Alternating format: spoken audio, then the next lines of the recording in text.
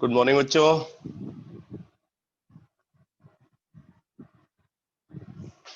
Good morning.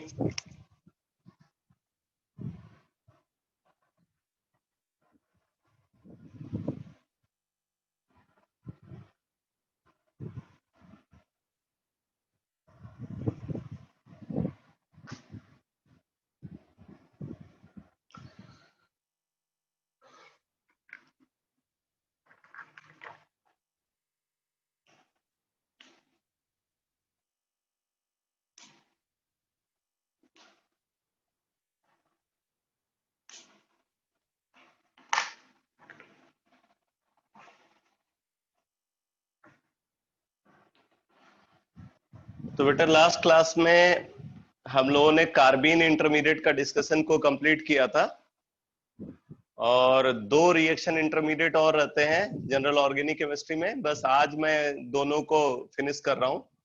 उसमें नाइट्रीन में कुछ है नहीं। नाइट्रीन क्योंकि कार्बीन जैसा ही पूरा डिस्कशन है तो इसलिए टाइम बहुत कम लगना है नाइट्रीन में। बेंजाइन भी जो है 1 घंटे का डिस्कशन बेंजाइन में लगेगा, तो आज जीओसी फिनिश हो जाएगा। तो मैं स्टार्ट कर रहा हूं नेक्स्ट रिएक्शन इंटरमीडिएट से। नेक्स्ट रिएक्शन इंटरमीडिएट है नाइट्रीन। नाइट्रीन और एजीन भी बोलते हैं इसको, एजीन। नाइट्रीन और एजीन, इसका डिटेल लिखो। नाइट्रीन का डिटेल लिखो। लिखो nitrogen analogue of carbene. Nitrogen analogue of carbene. Nitrogen analogue of carbene are called nitrene. Nitrogen analog of carbene are called nitrene.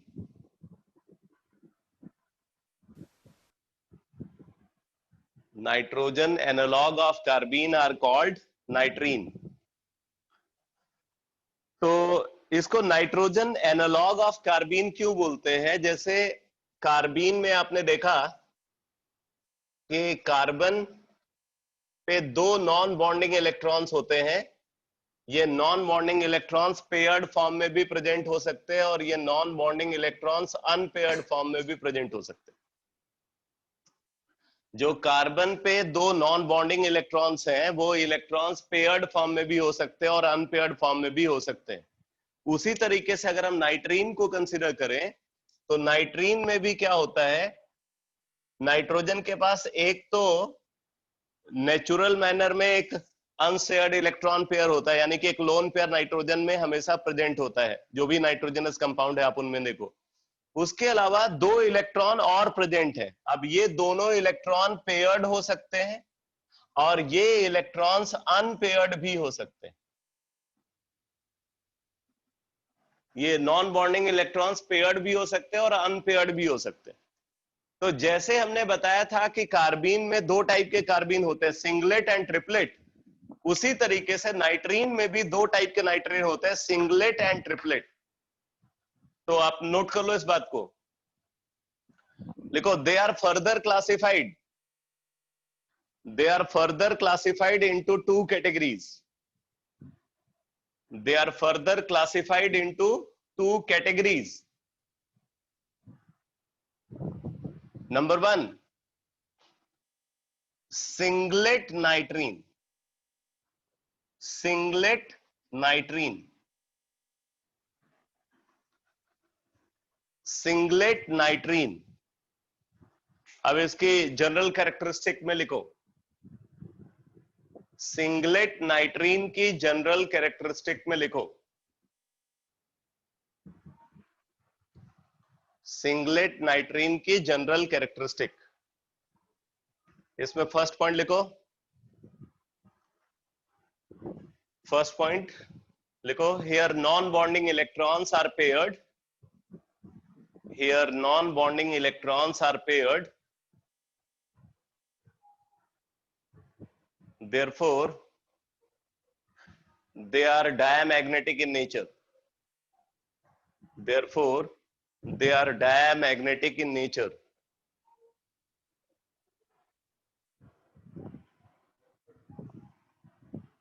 अगला पॉइंट लिखो, they acts as neutral electrophile. They acts as neutral electrophile. They acts as neutral electrophile as well as oxidizing agent. As well as oxidizing agent. They acts as neutral electrophile as well as oxidizing agent.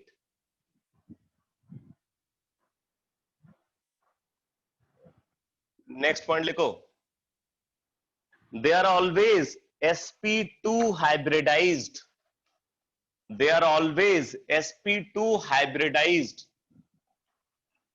Singlet nitrene का hybridisation अगर consider करें तो हमेशा sp2 hybridisation होता है.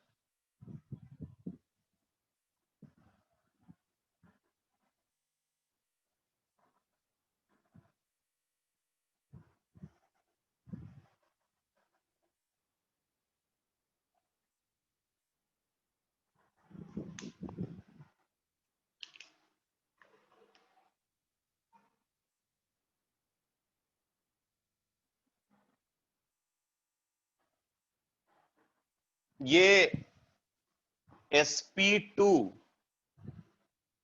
Hybrid orbital है. sp2 hybrid orbital, और ये है unhybridised p orbital. Unhybridised p orbital.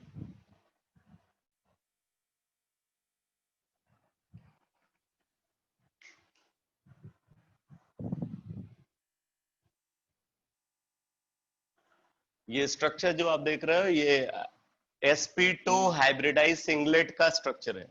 sp2 hybridised singlet.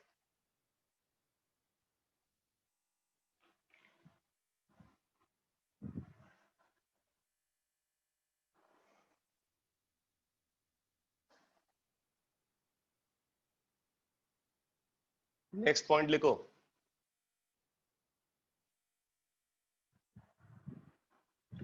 they acquire only one spin state. They acquire only one spin state and therefore they are called singlet. They acquire only one spin state and therefore they are called singlet. यहाँ पे एक ही spin state non bonding electron के लिए possible है, इसलिए इसको singlet बोलते हैं.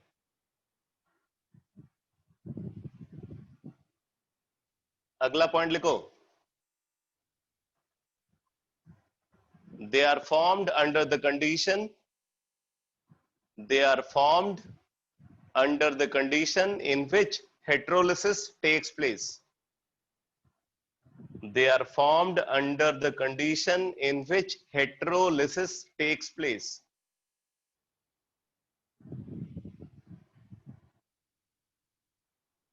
तो बोल रहे हैं कि जिस कंडीशन में हेटेरोलिसिस होती है उसी कंडीशन में सिंगलेट नाइट्रीन का फॉर्मेशन होता है. अगला पॉइंट लिखो,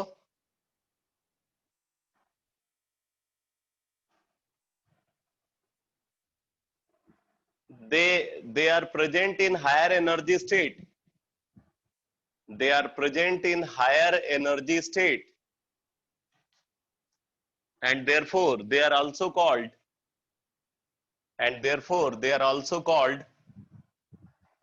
excited state nitrine, and therefore they are also called excited state nitrine.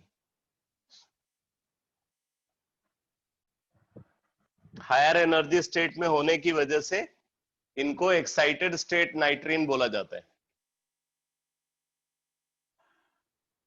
तो ये तो बात हो गई सिंगलेट नाइट्रीन की. अब आप लिखो ट्रिपलेट नाइट्रीन. ट्रिपलेट नाइट्रीन।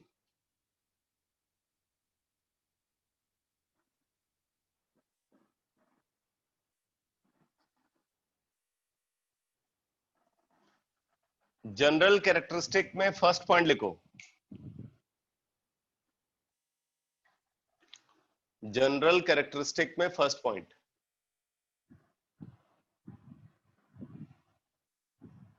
लिखो, here non bonding electrons are unpaired. Here non bonding electrons are unpaired. Here non-bonding electrons are unpaired. Therefore, they are paramagnetic in nature. Therefore, they are paramagnetic in nature.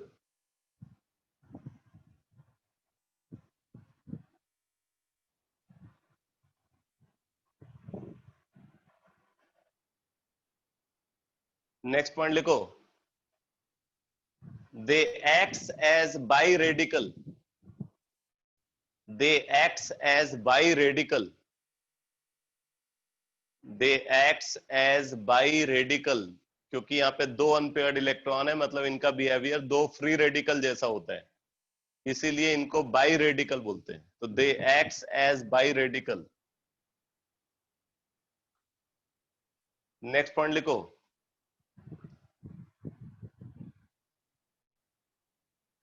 they acts as neutral electrophile as well as oxidizing agent. They acts as neutral electrophile as well as oxidizing agent. They acts as neutral electrophile as well as oxidizing agent. तो ये neutral electrophile और oxidising agent की तरह behave करते हैं। अच्छा बेटा, इस फ्राइडे को आपका टेस्ट होगा, और फ्राइडे का जो टेस्ट होगा उसमें कंप्लीट जीओसी पूछी जाएगी। आज मैं जीओसी को खत्म कर रहा हूं, ठीक है? आपके पास प्रैक्टिस के लिए 3 दिन पूरे पड़े हुए, आज का दिन है और उसके अलावा 3 दिन आपके पास पूरे पड़े हुए। तो फ्राइडे को आपको टेस्ट देना है, और वैसे भी आप प्रिपेयर्ड रहे ही होंगे क्योंकि टेस्ट जो है पिछले फ्राइडे को होने वाला था। तो नेक्स्ट पॉइंट लिखो,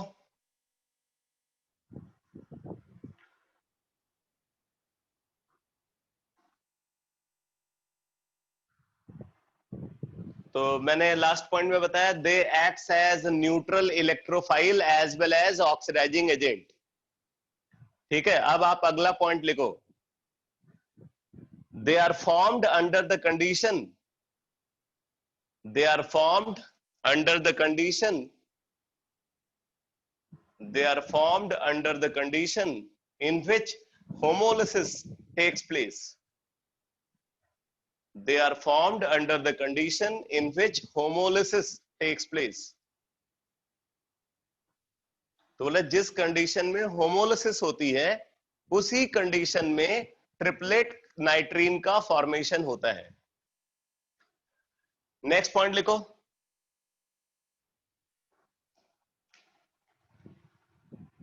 their hybridization is sp and sp2 both.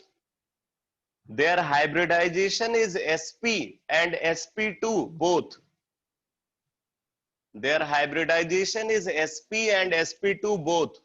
अब जरा देखो, अगर sp हाइब्रिडाइज ट्रिपलेट है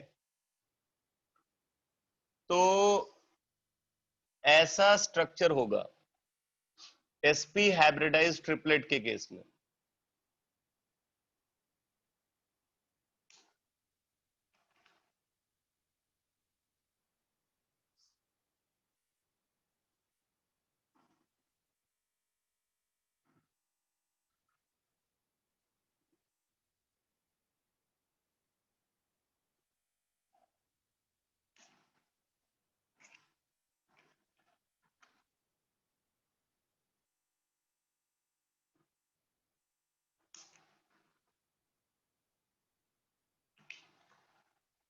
ये है sp hybrid orbital.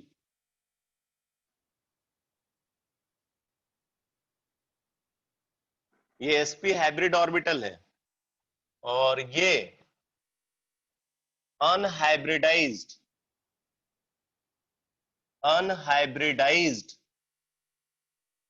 p orbital है, p ऑर्बिटल।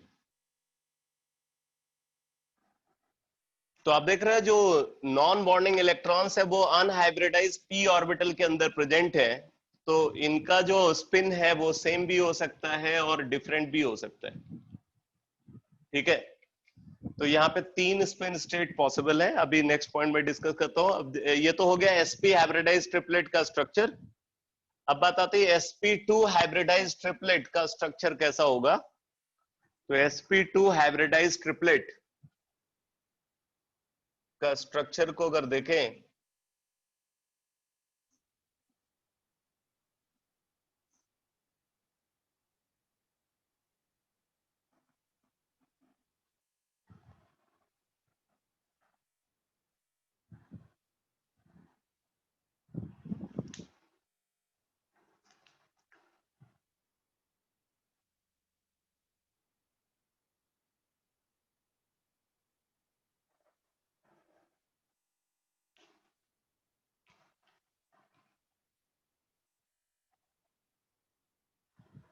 ये sp2 हाइब्रिड ऑर्बिटल है और ये है अनहाइब्रिडाइज्ड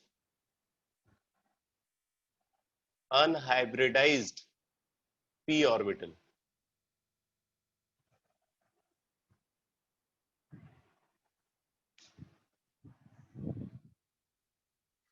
तो ये sp हाइब्रिडाइज्ड ट्रिपलेट का अरेंजमेंट है और ये sp2 हाइब्रिडाइज्ड ट्रिपलेट का अरेंजमेंट।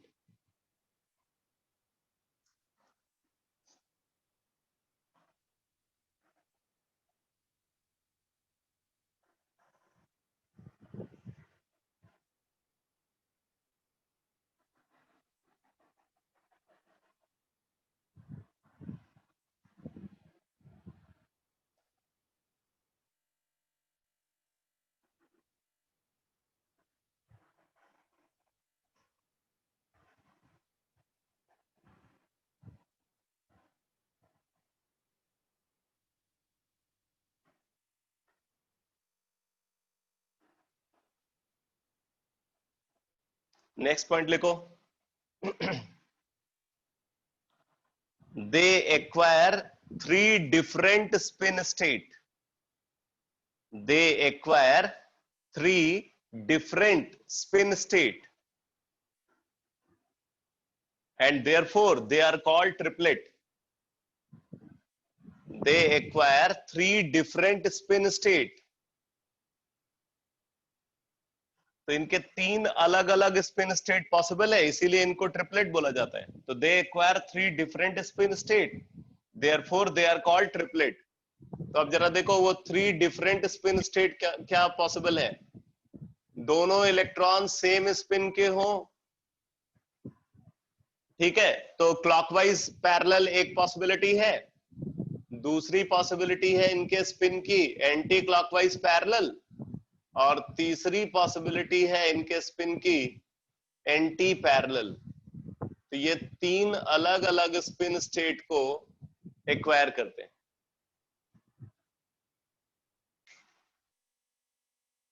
इसीलिए इनको ट्रिपलेट बोला जाता है।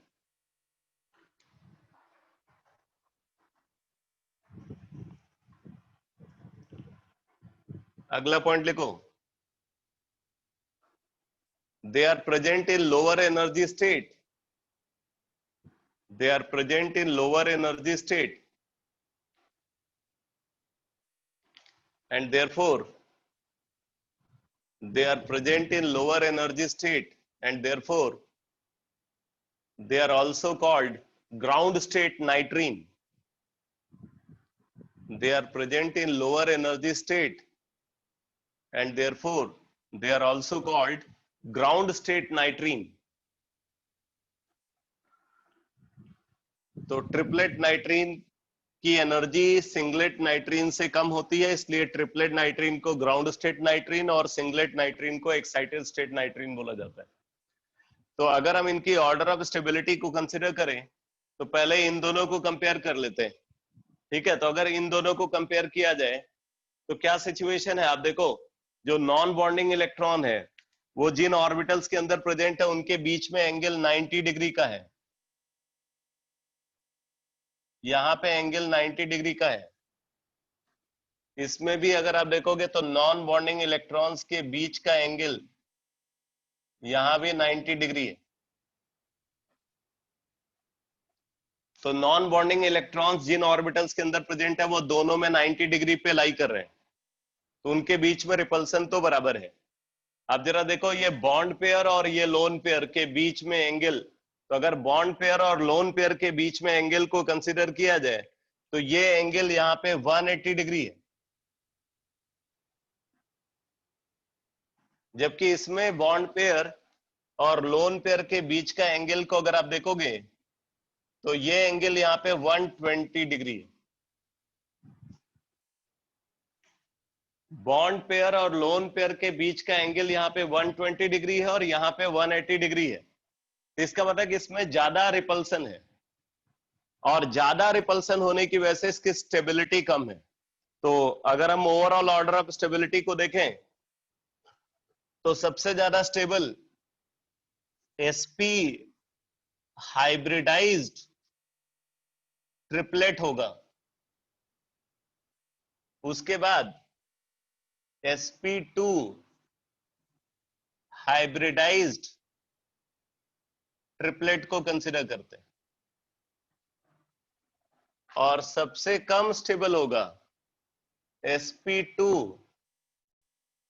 Hybridised singlet. ये इनकी स्टेबिलिटी का order, sp hybridized triplet, then sp2 hybridized triplet and सबसे कम स्टेबल sp2 hybridized singlet।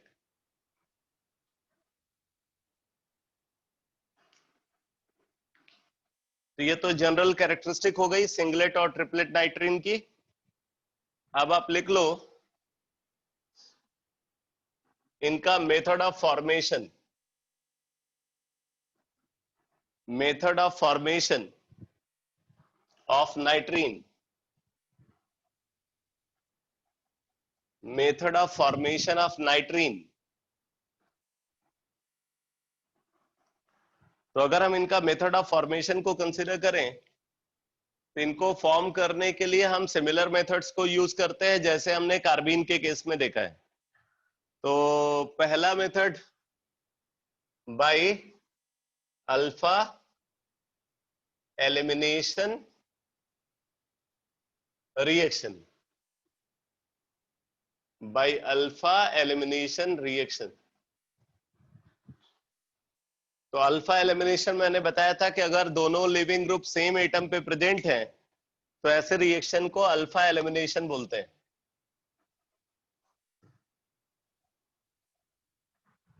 तो अब जरा आप यहां पे देखो, जैसे हमारे पास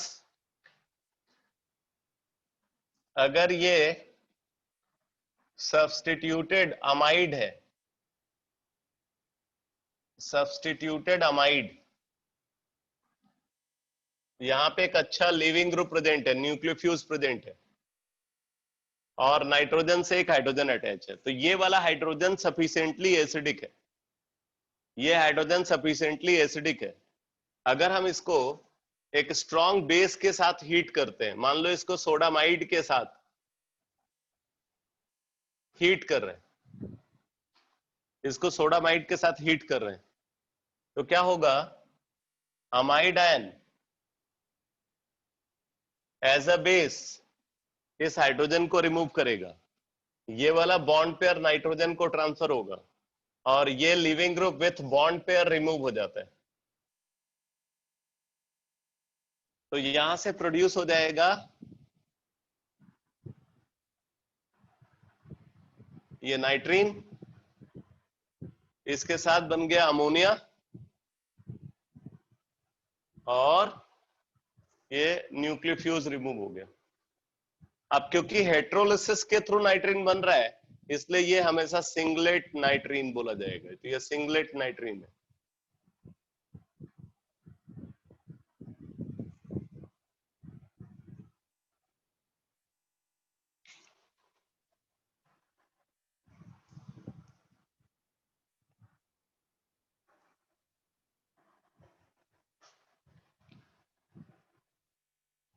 तो ये मेथड समझ में आ गया बेटा, फॉर्मेशन मेथड। ये फॉर्मेशन मेथड क्लियर हो गया।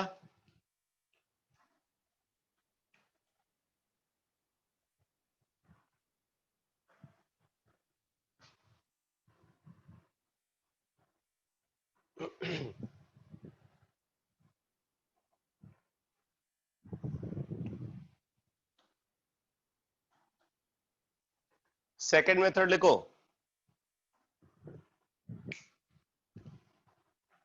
बाय फोटोलिसिस और थर्मोलिसिस,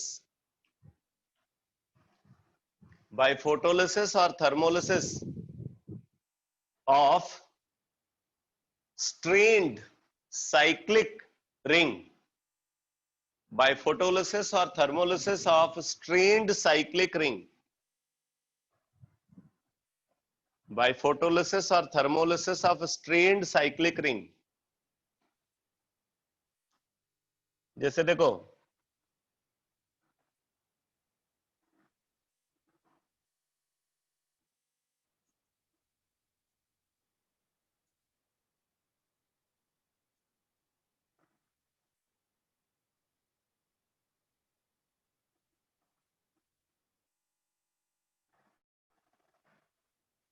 जैसे ये स्ट्रक्चर है, अब हम इसको हीट करते हैं या यूवी लाइट के साथ ट्रीट करते हैं,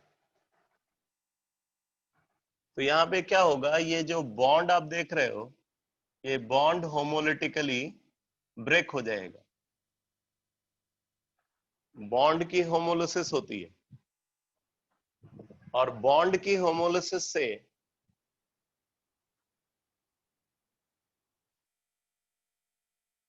बेंजीन रिंग फॉर्म हो जाएगी और नाइट्रीन का फॉर्मेशन होगा, और ये नाइट्रीन होगा ट्रिपलेट, क्योंकि होमोलिसिस के थ्रू ये प्रोड्यूस हो रहा है, ट्रिपलेट नाइट्रीन।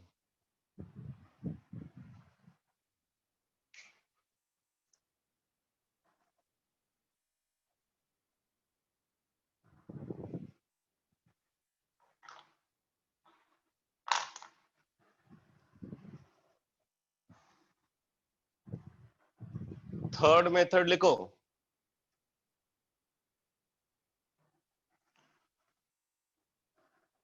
लिखो बाय होमोलिसिस, बाय नहीं, बाय फोटोलिसिस और थर्मोलिसिस, बाय फोटोलिसिस और थर्मोलिसिस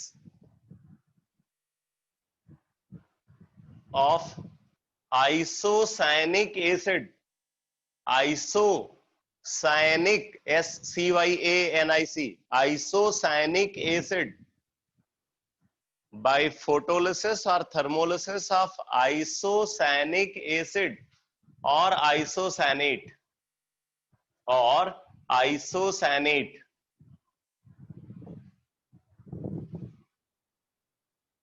आइसोसैनिक एसिड और आइसोसैनेट।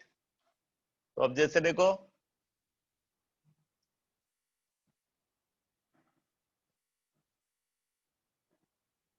ये है आइसोसैनिक एसिड HNCO, इसको हम हीट करते हैं या अल्ट्रावायलेट लाइट के साथ ट्रीट करते हैं, तो क्या होता है, यहाँ पे जो बॉन्ड है ये बॉन्ड होमोलिटिकली ब्रेक होता है, ये बॉन्ड होमोलिटिकली ब्रेक होता है, और बॉन्ड ब्रेकिंग के थ्रू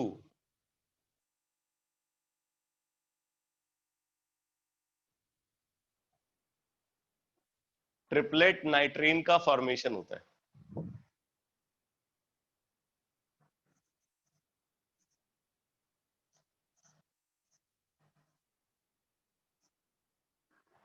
बॉन्ड ब्रेकिंग के थ्रू ट्रिपलेट नाइट्रीन का फॉर्मेशन होता है।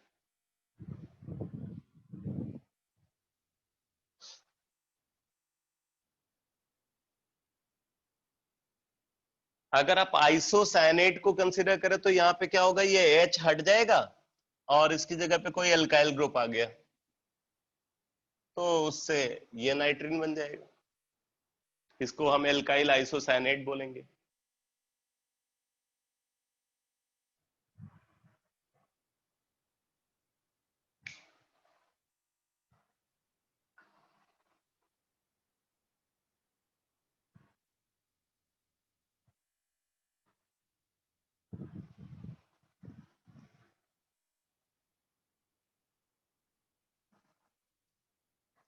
नेक्स्ट मेथड लिखो,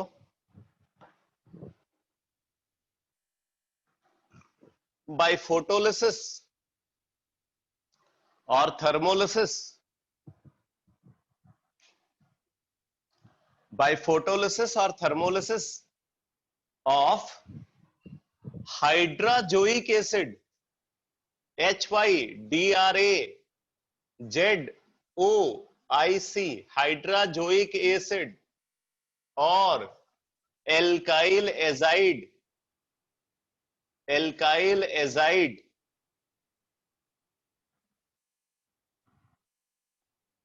हाइड्राजोइक एसिड और एल्काइल एजाइड।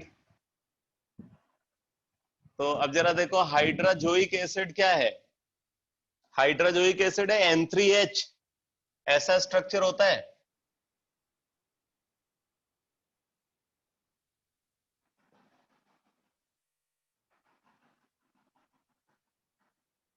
ये स्ट्रक्चर है बेटा हाइड्राजोइक एसिड का HN3। अगर हम इसको हीट कर रहे हैं और यूवी लाइट के साथ ट्रीट कर रहे हैं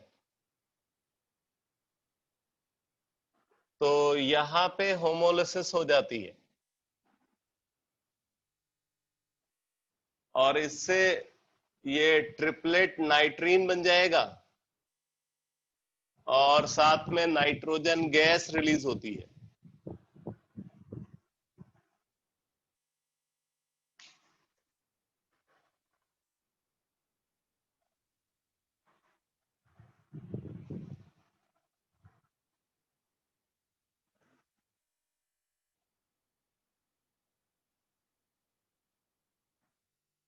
अब जैसे अगर हमारे पास ये है RCON3, ये H की जगह पे यहाँ RCO है और इसको अगर हम हीट करें या अल्ट्रावायलेट लाइट के साथ ट्रीट करें तो यहाँ पे ये नाइट्रीन बन जाएगा और नाइट्रोजन गैस रिलीज होगी। नाइट्रीन बन जाता है और नाइट्रोजन गैस रिलीज होती है। तो ये सब मेथड ऑफ प्रिपरेशन है नाइट्रीन का फॉर्मेशन के लिए। तो फॉर्मेशन ऑफ नाइट्रीन का डिस्कशन फिनिश हो गया। अब आप लिख लो reaction in which nitrene intermediate is involved, reaction in which nitrene intermediate is involved,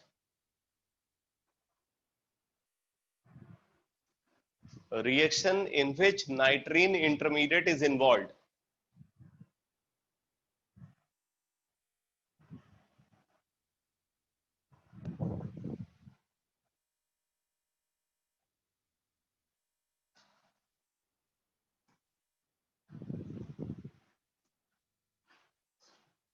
reaction in which nitrene intermediate is involved। तो वैसे ही रिएक्शन ऑब्जर्व होती है। नंबर 1 लिख लो, insertion of nitrene between sigma bond, insertion of nitrene between sigma bond, insertion of nitrene between sigma bond. जैसे देखो methane है और इसको हम हाइड्राजोइक एसिड के साथ हीट करते हैं मीथेन को हाइड्रोजोइक एसिड के साथ हीट करते हैं तो यहाँ पे क्या होगा, यहाँ पे नाइट्रीन बन जाएगा नाइट्रोजन गैस को रिमूव करके, और वो नाइट्रीन कार्बन हाइड्रोजन बॉन्ड के बीच में उसका इंसर्शन हो जाता है, तो ये प्रोडक्ट बन जाएगा CH3 NH2, मिथाइल अमाइन बन गया, और साथ में नाइट्रोजन गैस प्रोड्यूस होगी।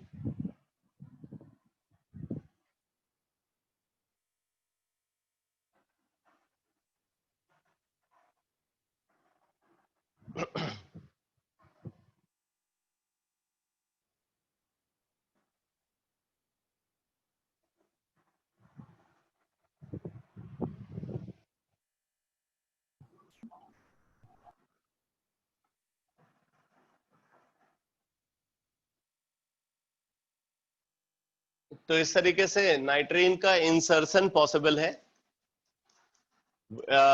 वही सारा डिस्कशन आएगा जैसे आपने कार्बिन के केस में देखा है। यहाँ पे भी कभी नाइट्रीन का insertion carbon carbon sigma bond के बीच में पॉसिबल नहीं होगा, बाकी किसी भी सिग्मा बॉन्ड के बीच में नाइट्रीन इंसर्ट कर सकता है, but carbon carbon sigma bond के बीच में इसका इंसर्शन पॉसिबल नहीं है। इस बात को लिख लो, insertion of nitrene is not possible, insertion of nitrine is not possible between insertion of nitrine is not possible between carbon carbon sigma bond, carbon carbon sigma bond।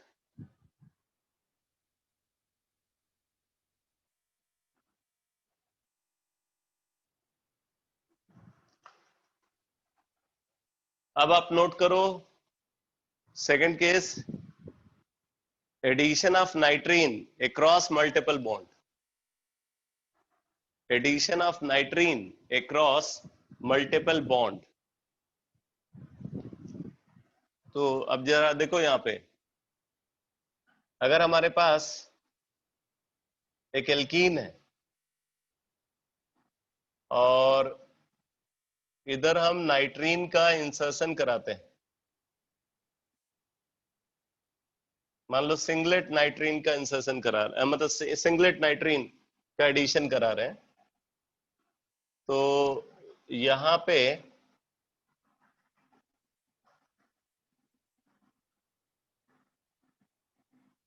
ऐसा प्रोडक्ट बन जाएगा, ये प्रोडक्ट फॉर्म होगा addition के through. तो इस यहाँ भी सिंगलेट नाइट्रीन का जो एडिशन है वो कंप्लीटली स्टीरियो स्पेसिफिक होगा। मतलब अगर हम ये सिस फॉर्म एल्कीन का यूज कर रहे हैं और इसको हमने सिंगलेट नाइट्रीन के साथ अगर रिएक्ट कराया, तो फाइनल प्रोडक्ट जो प्रोड्यूस होगा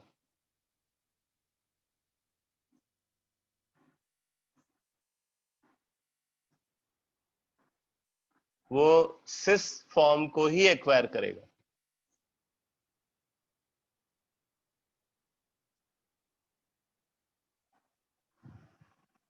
अगर एल्कीन सिस है तो जो प्रोडक्ट प्रोड्यूस होगा वो सिस फॉर्म को एक्वायर करेगा, अगर ये ट्रांस है तो प्रोडक्ट जो प्रोड्यूस होगा वो ट्रांस फॉर्म को एक्वायर करेगा। इसलिए सिंगलेट नाइट्रीन का एडिशन कंप्लीटली स्टीरियो स्पेसिफिक है।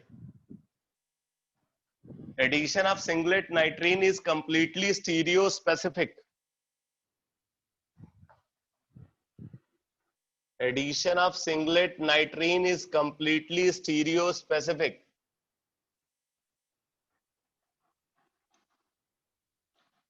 बट अगर ट्रिपलेट नाइट्रीन का एडिशन हम यहाँ पे कराते हैं, मान लो ये एल्कीन हमने लिया और ट्रिपलेट नाइट्रीन का एडिशन करा रहे हैं,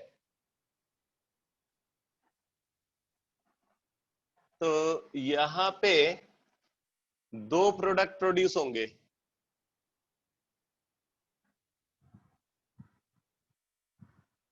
जब एडिशन होगा तो दो प्रोडक्ट प्रोड्यूस होंगे,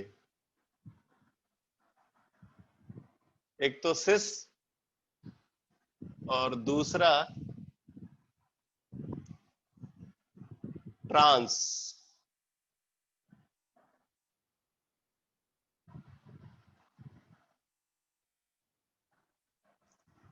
इसीलिए जो ट्रिपलेट नाइट्रीन का एडिशन है वो नॉन स्टीरियो स्पेसिफिक है। Addition of triplet nitrene is non stereo specific, whereas addition of singlet nitrine is completely stereo specific। ये दोनों में डिफरेंस है।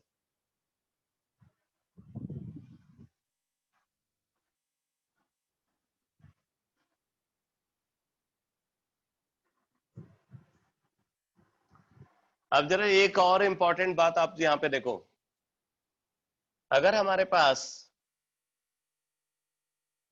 एक एल्काइन है और इस पे नाइट्रीन का एडिशन कराते हैं,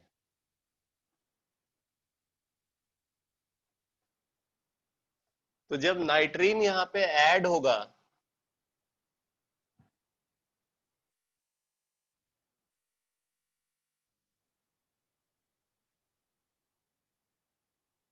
तो ये प्रोडक्ट प्रोड्यूस होगा। और अगर आप इस प्रोडक्ट को देखो तो ये एंटी एरोमेटिक,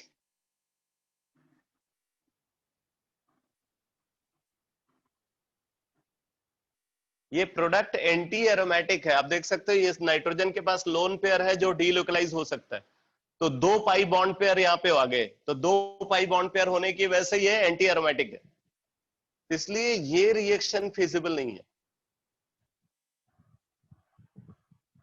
क्योंकि प्रोडक्ट जो प्रोड्यूस हो रहा है वो एंटी एरोमेटिक है, इसलिए नाइट्रीन जो है वो कार्बन कार्बन ट्रिपल बॉन्ड के अक्रॉस या नाइट्रोजन नाइट्रोजन ट्रिपल बॉन्ड के अक्रॉस ऐड नहीं होगा,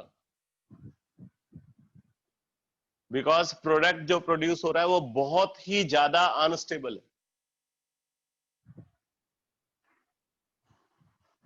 ठीक है, तो ये एक इंपॉर्टेंट फैक्ट है, इसको दिमाग में रखना।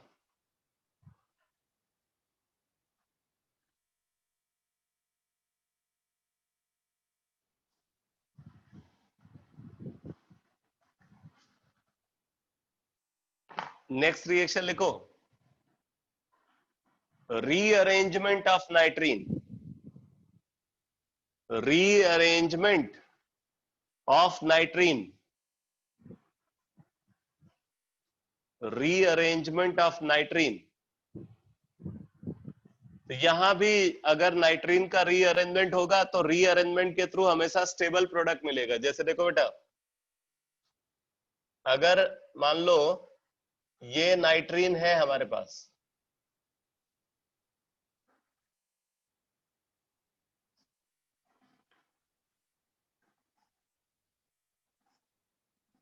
इस तरीके से रीअरेंजमेंट होगा, तो रीअरेंजमेंट के थ्रू यहां पे बन जाएगा imine, RCH double bond NH, imine का फॉर्मेशन होगा।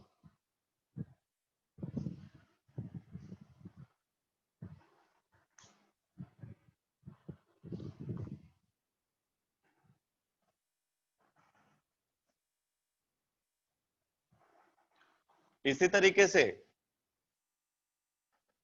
अगर ये नाइट्रीन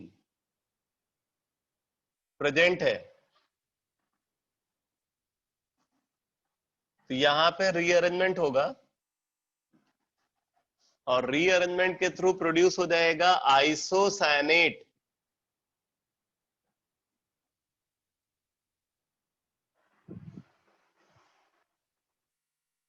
जैसे कार्बीन के केस में मैंने वोल्फ रीअरेंजमेंट बताया था, उसी के जैसा रीअरेंजमेंट यहां पे ऑब्जर्व हो रहा है, तो आइसोसायनेट का फॉर्मेशन हो जाता है।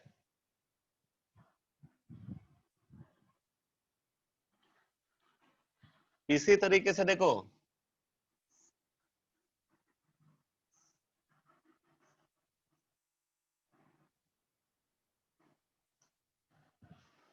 अगर ये नाइट्रीन प्रेजेंट है, इसके रिस्पेक्ट में ये अल्फा है, ये बीटा है, अल्फा और बीटा के बीच का बॉन्ड ब्रेक होगा, बॉन्ड पेयर बीटा को ट्रांसफर होगा और फिर बीटा कार्बन उस लोन पेयर को यूज करके इसके साथ अटैच हो जाता है। यहाँ पे पॉजिटिव चार्ज और यहाँ पे नेगेटिव चार्ज डेवलप होगा, इसलिए ये लोन पेयर यहाँ पाई बॉन्ड पेयर बन करके आ जाएगा। तो इससे प्रोड्यूस हो जाता है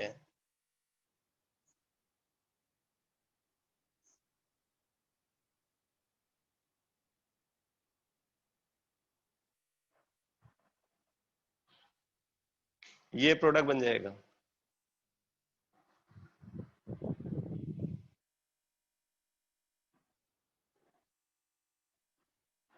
बट यहाँ पे इंपॉर्टेंट ये है कि कभी भी नाइट्रीन का रिंग कॉन्ट्रैक्शन नहीं हो सकता, क्योंकि नाइट्रीन जो है हमेशा एक ही सिग्मा बॉन्ड का फॉर्मेशन कर सकता है, और एक सिग्मा बॉन्ड को फॉर्म करते हुए वो कभी भी साइक्लिक रिंग के अंदर लाई नहीं कर सकता। कोई भी नाइट्रीन कभी भी साइक्लिक रिंग का पार्ट नहीं हो सकता, इस वजह से वहां पे रिंग कॉन्ट्रैक्शन पॉसिबल नहीं है। तो आप इस बात को नोट कर लो, ring contraction is not possible. Ring contraction is not possible in case of nitrene, as nitrene is monovalent. Ring contraction is not possible in case of nitrene, as nitrene is monovalent. तो क्योंकि नाइट्रीन monovalent होता है, इसलिए यहां पे ring contraction possible नहीं है।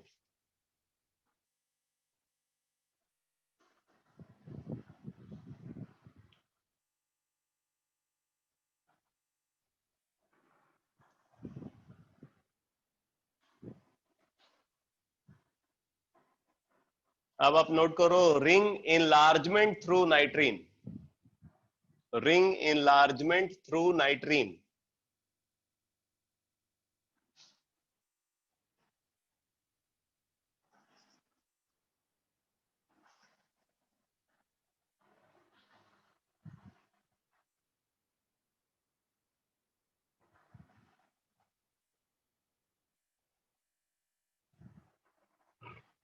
जैसे देखो बेटा,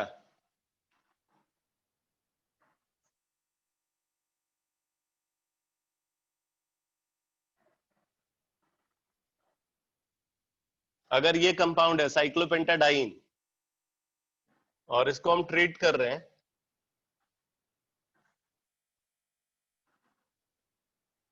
मान लो इसको हम ट्रीट कर रहे हैं HN3 के साथ, HN3 के साथ हीट करते हैं। तो अगर HN3 के साथ हीट करेंगे तो यहाँ पे नाइट्रोजन गैस रिलीज होगी,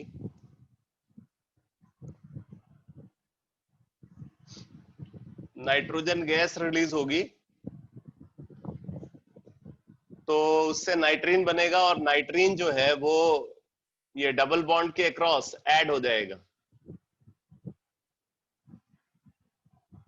ये बन जाएगा। अब क्योंकि यहाँ पे 3 मेंबर्ड रिंग है, अनस्टेबल है, इसलिए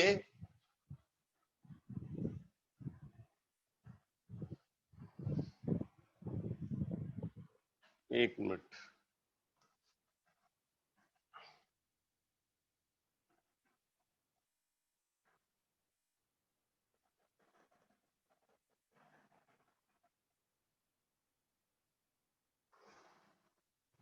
इसमें प्रॉब्लम है।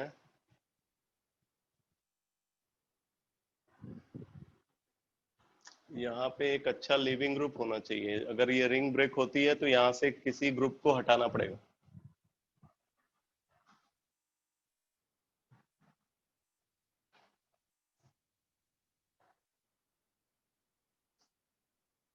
अब वो ग्रुप कैसे ला सकते हैं?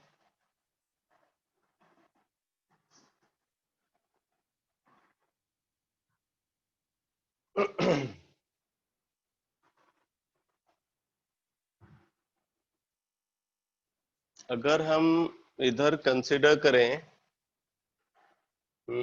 मान लो अगर यहाँ पे हैलोजन है, मतलब अगर यहाँ पे क्लोरीन है N3Cl, N3Cl अगर प्रेजेंट है, तो फिर उस सिचुएशन में यहाँ पे क्लोरीन आ सकता है,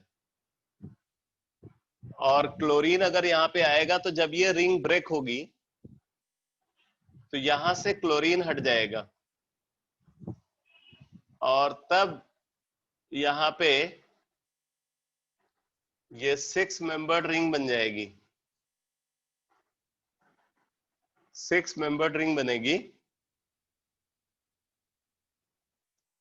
इधर होगा पॉजिटिव चार्ज, ये 6 मेंबर्ड रिंग बनेगी और यहाँ पे होगा पॉजिटिव चार्ज। और फिर उसके बाद आप देखो तो यहाँ पे 2 हाइड्रोजन है, तो आप ये बोल सकते हो कि जो Cl नेगेटिव रिमूव हुआ है, ये Cl नेगेटिव इनमें से एक हाइड्रोजन को रिमूव कर लेगा और ये वाला बॉन्ड पर यहां जाएगा, तो मतलब HCl रिमूव होगा और इसके थ्रू पिरिडीन का फॉर्मेशन होगा। पिरिडीन को आप प्रोड्यूस कर सकते हो इस तरीके से, ये बन जाएगा।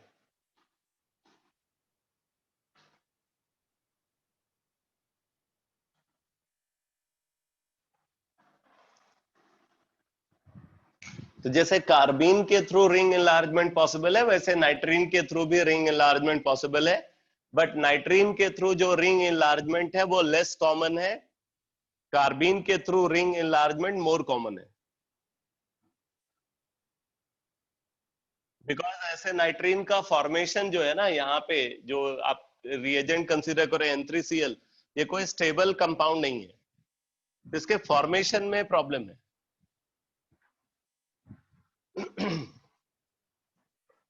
तो ये हो गया कंप्लीट डिस्कशन नाइट्रीन इंटरमीडिएट का। मैं यहाँ पे आपको बता दूं कि 3-4 इंपॉर्टेंट रिएक्शंस हैं जो जिनमें नाइट्रीन इंटरमीडिएट का फॉर्मेशन होता है। जैसे मैंने बताया था, कार्बीन के लिए 2 इंपॉर्टेंट नेम रिएक्शंस हैं, एक तो है रीमर टीमन रिएक्शन और दूसरा कार्बिल अमाइन टेस्ट। उसी तरीके से अगर हम कंसीडर करें नाइट्रीन इंटरमीडिएट को, तो नाइट्रीन इंटरमीडिएट का इन्वॉल्वमेंट होता है एक बड़ी ही इंपॉर्टेंट केमिकल रिएक्शन में, जिसको हम बोलते हैं Hoffmann bromide synthesis. Hoffmann bromide synthesis या उसको हॉफमैन्स डिग्रेडेशन भी बोलते हैं। तो हॉफमैन ब्रोमाइड सिंथेसिस में ये इन्वॉल्व होता है। इसी तरीके से कर्टियस रीअरेंजमेंट रिएक्शन होती है, वहां पे ये इन्वॉल्व होता है। और एक रिएक्शन होती है सिमिट्स रीअरेंजमेंट। तो ये 3 रिएक्शन है जिनमें नाइट्रीन इंटरमीडिएट का इन्वॉल्वमेंट होता है। Hofmann's bromide synthesis, Curtius rearrangement and Schmidt's rearrangement. तो इनको जब आगे फर्दर रिएक्शन केमिस्ट्री को डिस्कस करेंगे तो वहां पे मैं ये इन रिएक्शंस का डिटेल आपको बताऊंगा। अब आप नोट करो last reaction intermediate general organic chemistry में, बेंजाइन और एराइन।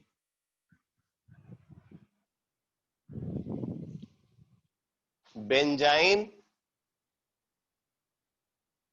और एराइन।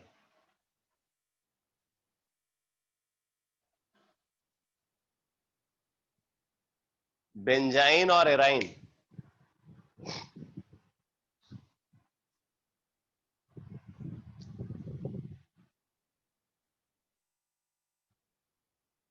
लिखो जनरल कैरेक्टरिस्टिक में first point,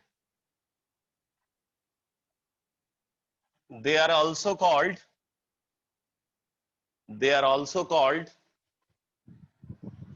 1,2 they are also called 1,2 dihydrobenzene. They are also called 1,2-dihydrobenzene. 1,2-dihydrobenzene.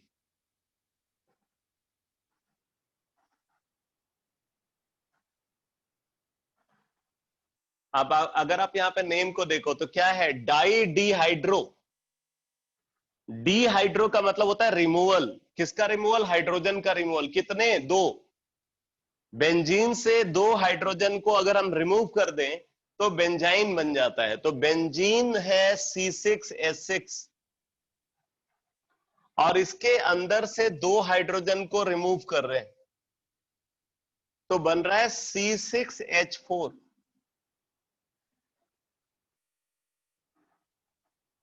C6H4 अगर आप देखो यहां पे स्ट्रक्चर इसका, तो ये तो बेंजीन का स्ट्रक्चर है, इससे 2 हाइड्रोजन हमने रिमूव किया,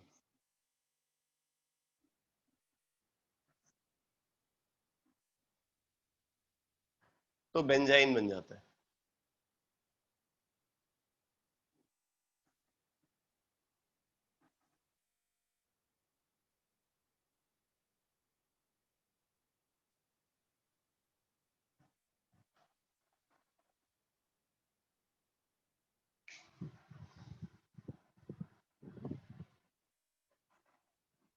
नेक्स्ट पॉइंट लिखो।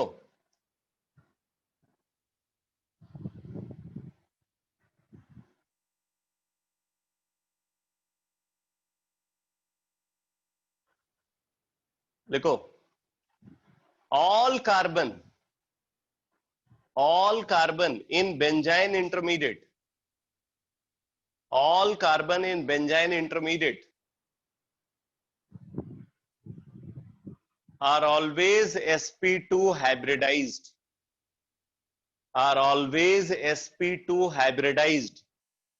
अब ये बात यहां पे आपको समझ में नहीं आ रही होगी, आपको ये लग रहा होगा कि ये वाले जो 2 कार्बन हैं इनका हाइब्रिडाइजेशन तो sp होना चाहिए, ये वाला कार्बन और ये वाला कार्बन का हाइब्रिडाइजेशन आपको sp दिख रहा होगा, लेकिन रियलिटी ये है कि यहाँ पे जितने भी कार्बन है सबका हाइब्रिडाइजेशन sp2 होता है। अब इसके लिए एक स्पेशल फैक्ट रिस्पॉन्सिबल है। अब वो स्पेशल फैक्ट क्या है देखो,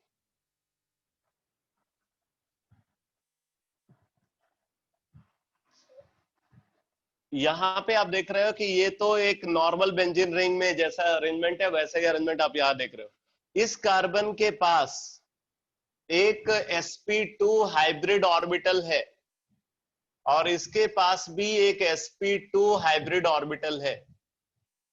एक इलेक्ट्रॉन इसके पास है और एक इलेक्ट्रॉन इसके पास है, दोनों के sp2 हाइब्रिड ऑर्बिटल में एक एक इलेक्ट्रॉन प्रेजेंट है।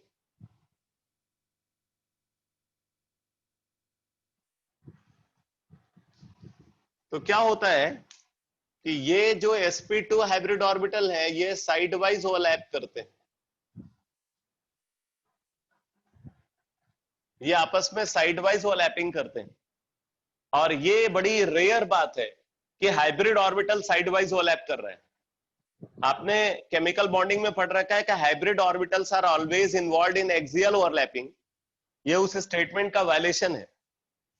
तो यहाँ पे hybrid orbital side wise overlapping करते हैं, इसीलिए इन सारे कार्बन का हाइब्रिडाइजेशन sp2 बना रहता है। जबकि नॉर्मली जब साइड वाइज ओवरलैप होता है, मतलब पाई बॉन्ड का फॉर्मेशन होता है, तो 2 अनहाइब्रिडाइज्ड p ऑर्बिटल के बीच में साइड वाइज ओवरलैपिंग होती है।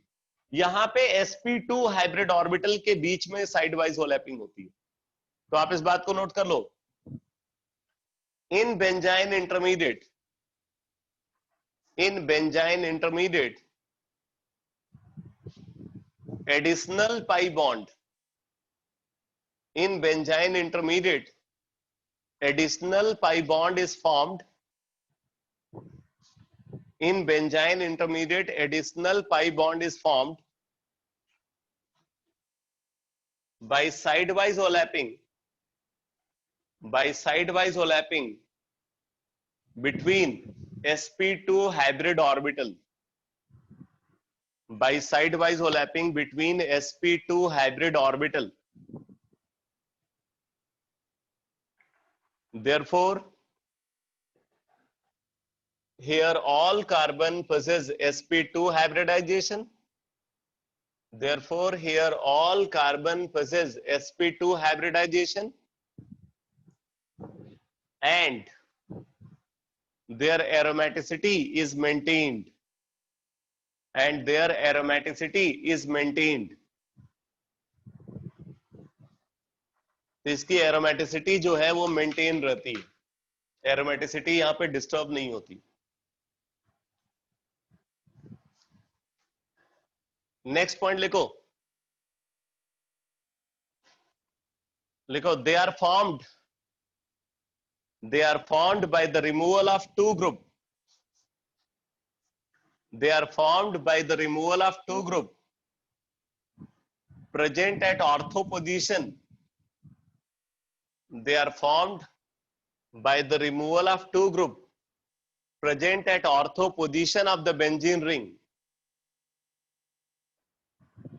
they are formed by the removal of two group present at ortho position of the benzene ring,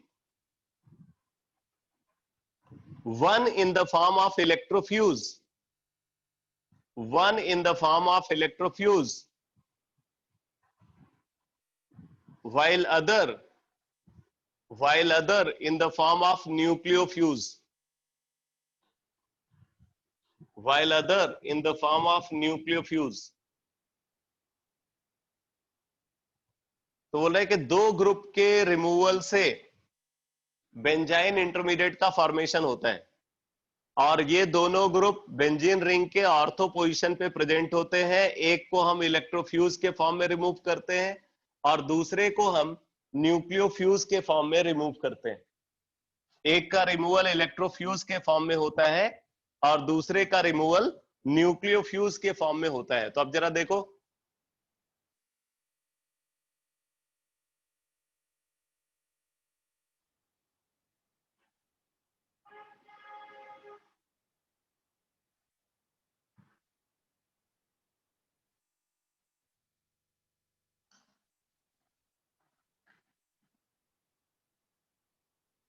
इसको हीट करने पे क्या होता है, ये वाला ग्रुप शेयर्ड इलेक्ट्रॉन पेयर छोड़ करके रिमूव होता है,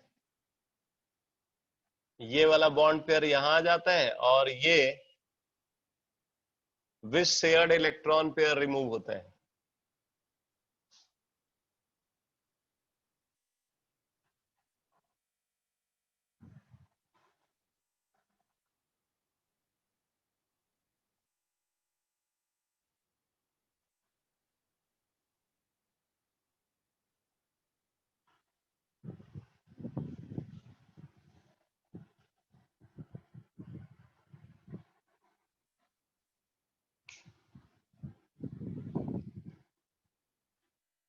अब कुछ रिएक्शन को कंसीडर करते हैं जहां पे बेंजाइन बनता है। जैसे देखो,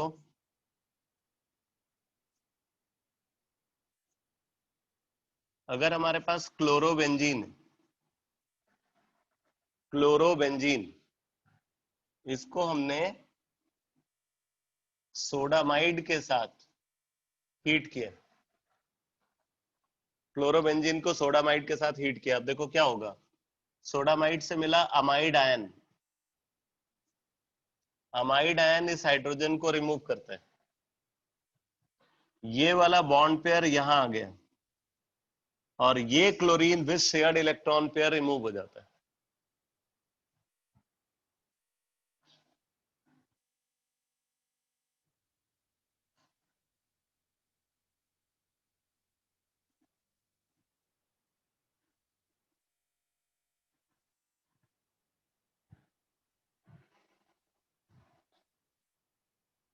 तो इस तरीके से बेंजाइन इंटरमीडिएट यहाँ पे प्रोड्यूस होगा। हाइड्रोजन यहाँ पे इलेक्ट्रोफ्यूज के फॉर्म में रिमूव हो रहा है और क्लोरीन न्यूक्लियोफ्यूज के फॉर्म में रिमूव हो रहा है। आप जरा देखो, अगर हमारे पास ये कंपाउंड है,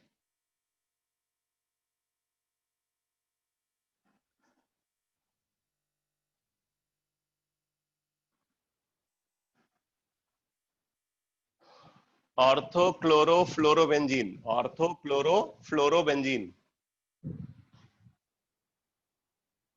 हमने इसको क्या किया, इसको मैग्नीशियम और ईथर के साथ हीट किया, इसको मैग्नीशियम और ईथर के साथ हीट किया। तो होता क्या है, यहाँ पे कार्बन क्लोरीन बॉन्ड वीक है, कार्बन फ्लोरीन बॉन्ड स्ट्रांग है। तो कार्बन क्लोरीन बॉन्ड की ब्रेकिंग से ग्रिग्नॉट रिएजेंट बन जाता है, मतलब ये बन जाएगा MgCl, ये बन जाएगा, क्योंकि CCl बॉन्ड वीक है और CF बॉन्ड स्ट्रांग है, इसलिए यहां पे ग्रिग्नॉट रिएजेंट बनेगा जहां क्लोरीन। और फिर उसके बाद क्या होगा, अगर हम इसको हीट करते हैं, अगर हम इसको हीट करते हैं, देखो ये ऑर्गेनोमेटालिक कंपाउंड है, तो यहां पे बॉन्ड ब्रेक होगा और बॉन्ड पेयर यहां ट्रांसफर होगा, और ये wish shared electron pair remove हो जाएगा। इससे प्रोड्यूस हो गया benzene intermediate plus MgFCl, MgFCl का फॉर्मेशन हो जाएगा।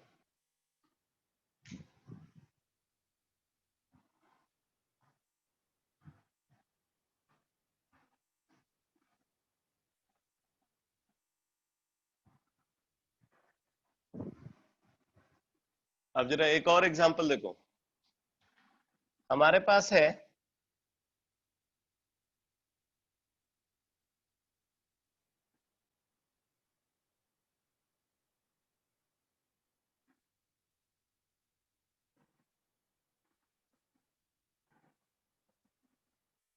इसको बोलते हैं anthranilic acid, anthranilic acid, ANTHRANILIC, anthranilic acid. अब एंथ्रानिलिक एसिड को क्या कर रहे हैं, इसको ट्रीट कर रहे हैं NaNO2 और कंसंट्रेटेड HCl के साथ।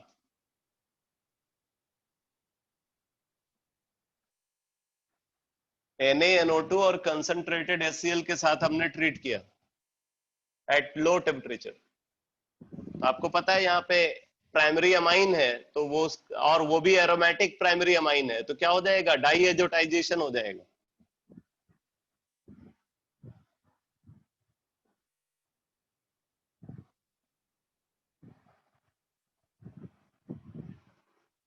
ये बन गया। और फिर क्या होता है, अगर हम इसको NaOH के साथ हीट कर दें, अगर हम इसको NaOH के साथ हीट करते तो देखो क्या होगा, हाइड्रोक्सिल आयन इस हाइड्रोजन को रिमूव कर लेगा, ये वाला बॉन्ड पेयर यहां आ गया, ये बॉन्ड पेयर यहां आ गया, और ये विथ बॉन्ड पेयर रिमूव हो गया। OH नेगेटिव ने इस हाइड्रोजन को रिमूव किया, ये वाला बॉन्ड पेयर यहां आ गया, CO2 रिमूव हो गया, ये वाला बॉन्ड पेयर यहां आ गया, बेंजाइन बन गया, इधर नाइट्रोजन गैस प्रोड्यूस हो गई।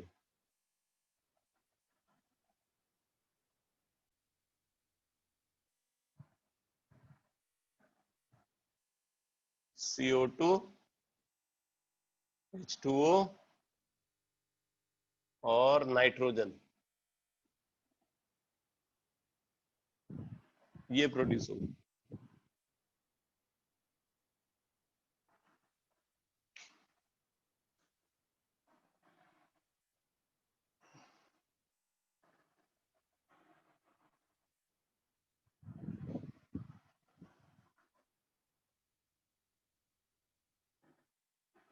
ये तो इनके फॉर्मेशन मेथड हो गए। नेक्स्ट पॉइंट लिखो इनकी जनरल कैरेक्टरिस्टिक में,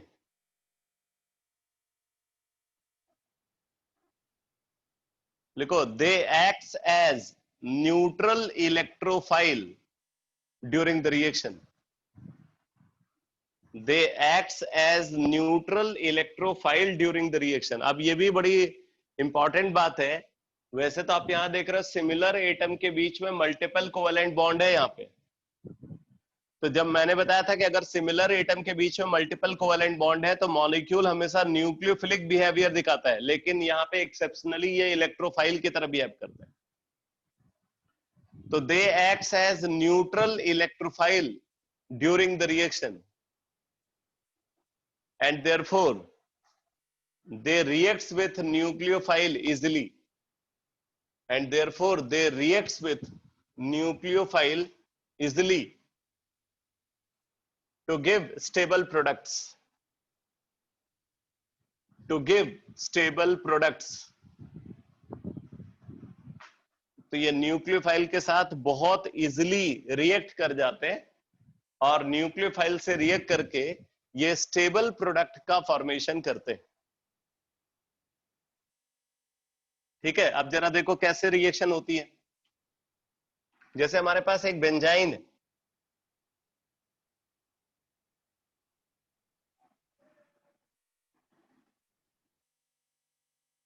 अब इस बेंजाइन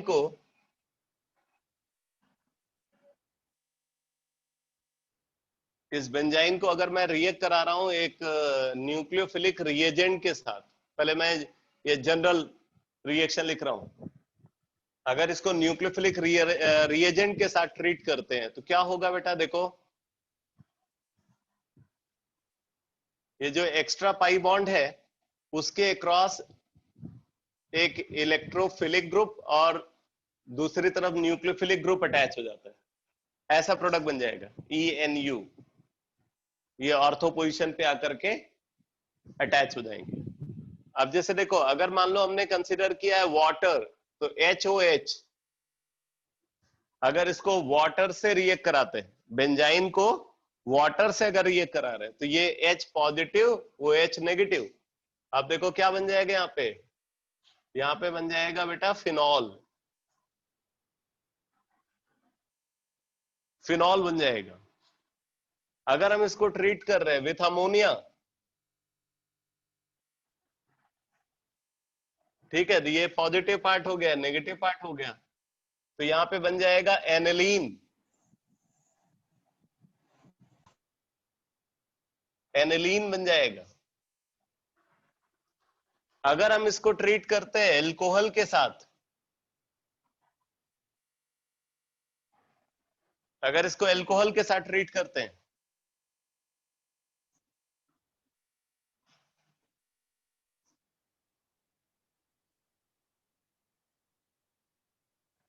ईथर बन जाएगा, फिनोलिक ईथर।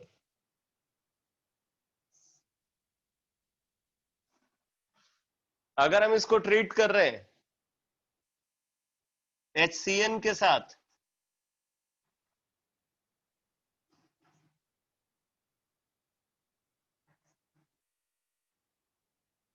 यहां पे साइनोबेंजीन बन जाएगा।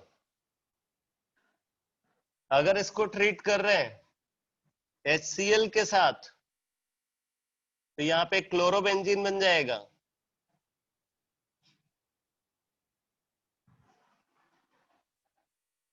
इस तरीके से आप डिफरेंट प्रोडक्ट का फॉर्मेशन कर सकते हो। बेंजाइन इंटरमीडिएट के ऊपर बहुत इजीली कोई दूसरा न्यूक्लियोफाइल अटैक करके ऐसा स्टेबल प्रोडक्ट का फॉर्मेशन कर सकता है, क्योंकि बेंजाइन का जो बिहेवियर है वो कैसा होता है, न्यूट्रल इलेक्ट्रोफाइल की तरह ये बिहेव करता है। तो क्योंकि ये न्यूट्रल इलेक्ट्रोफाइल की तरह बिहेव करता है, इसलिए इस पे इजिली न्यूक्लियोफिलिक रिएजेंट अटैक करके ऐसा स्टेबल प्रोडक्ट का फॉर्मेशन करते हैं।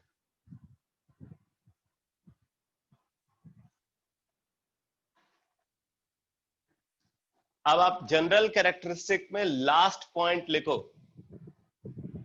बेंजाइन के जनरल कैरेक्टरिस्टिक में last point,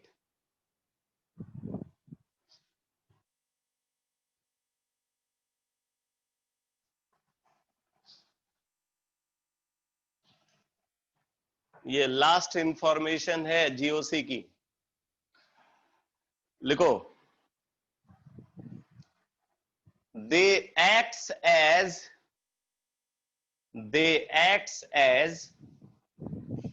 dienophile. They acts as dienophile.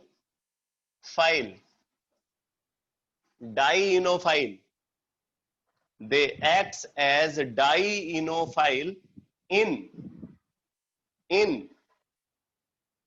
Diels elder reaction. Diels elder reaction. they acts as dienophile in Diels-Alder reaction. ये Diels-Alder रिएक्शन जो है ये एक बड़ी ही इंपॉर्टेंट रिएक्शन है कंजुगेटेड डाइईन के लिए। ठीक है, कंजुगेटेड डाइईन के लिए बहुत इंपॉर्टेंट रिएक्शन है Diels-Alder रिएक्शन। अब पहले तो Diels-Alder रिएक्शन क्या है वो समझ लेते हैं, फिर उसके बाद इसका मतलब समझेंगे कि ये डाइईनोफाइल का यहां पे क्या मतलब है। तो Diels-Alder रिएक्शन क्या है पहले आप इसके बारे में नोट करो। Diels-Alder reaction,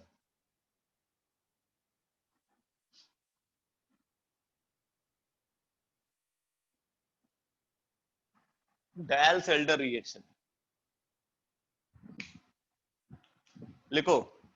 when alkene when alkene is heated with conjugated diene, when alkene is heated with conjugated diene, when alkene is heated with conjugated diene, then formation of a six-membered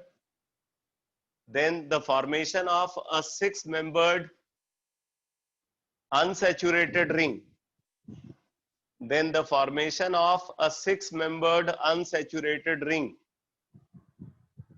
takes place. Then the formation of a six-membered unsaturated ring takes place. And reaction is termed as Diels-Alder reaction. And reaction is termed as a Diels-Alder reaction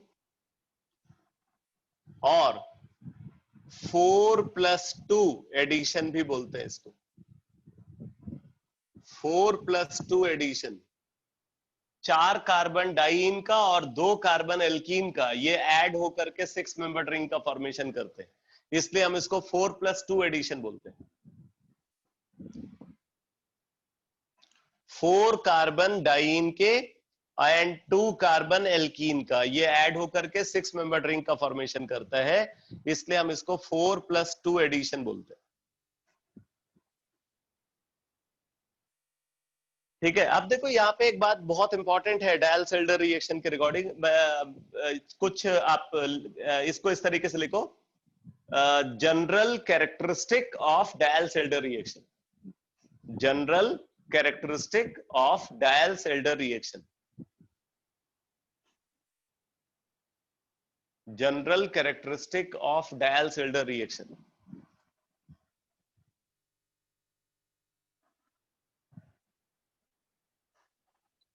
इसमें first point लिखो,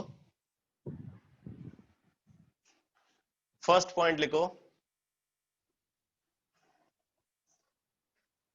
reaction proceed through the formation of cyclic transition state. Reaction proceed through the formation of cyclic transition state, and therefore it is example of syn addition, and therefore it is example of syn addition. तो देखो बेटा,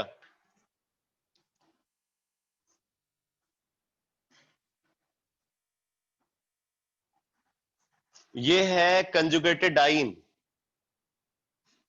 इसके साथ हमने use किया है alkene को और हीट करते हैं।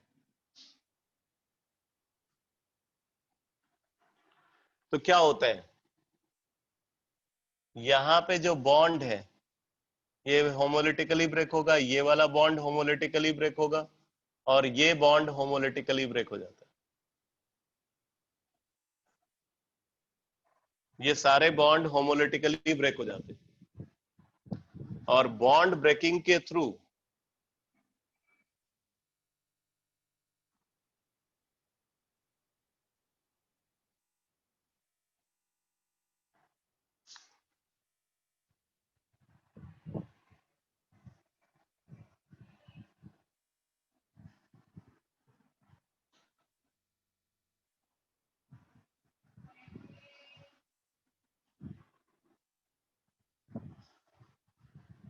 ऐसा ट्रांजिशन स्टेट बन जाता है।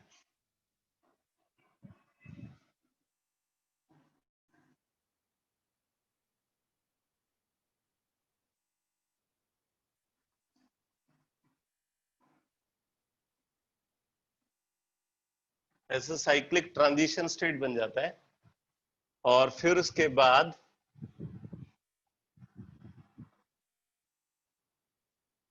ये प्रोडक्ट प्रोड्यूस होता है, फाइनल प्रोडक्ट ये है।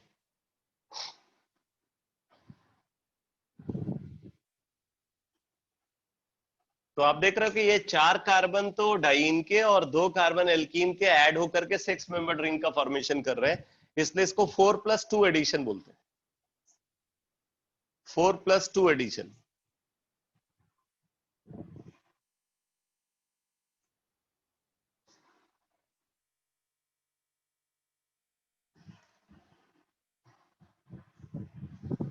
नेक्स्ट पॉइंट लिखो जनरल कैरेक्टरिस्टिक में, डायल्स-एल्डर रिएक्शन की जनरल कैरेक्टरिस्टिक में नेक्स्ट पॉइंट लिखो।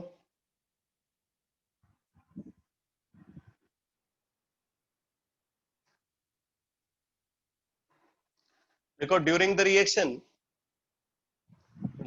Reaction diene involved, during the reaction diene involved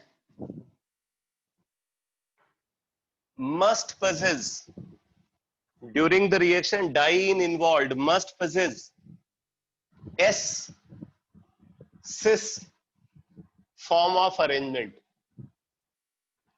S cis form of arrangement।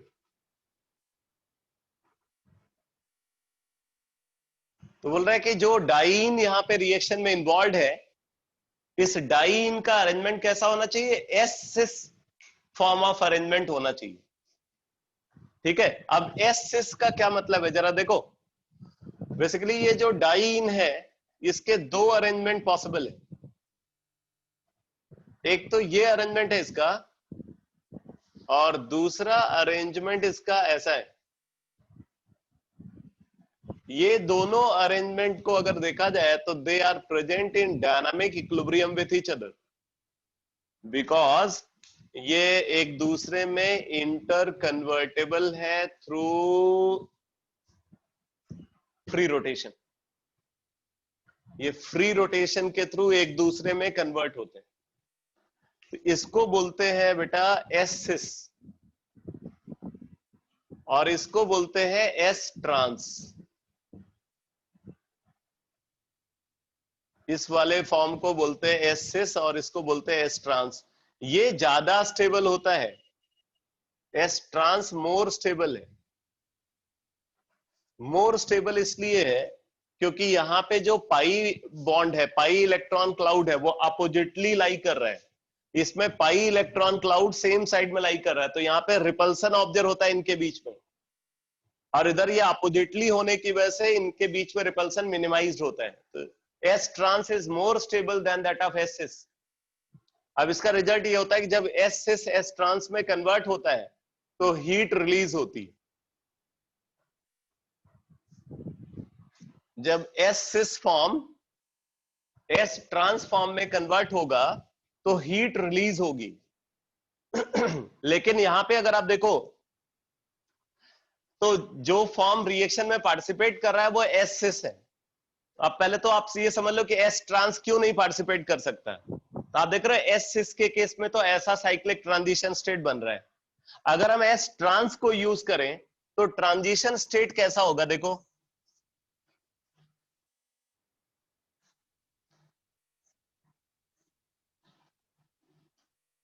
अगर हम एस ट्रांस को कंसीडर करते हैं तो जो ट्रांजिशन स्टेट बनेगा बेटा उसका अरेंजमेंट ऐसा होगा।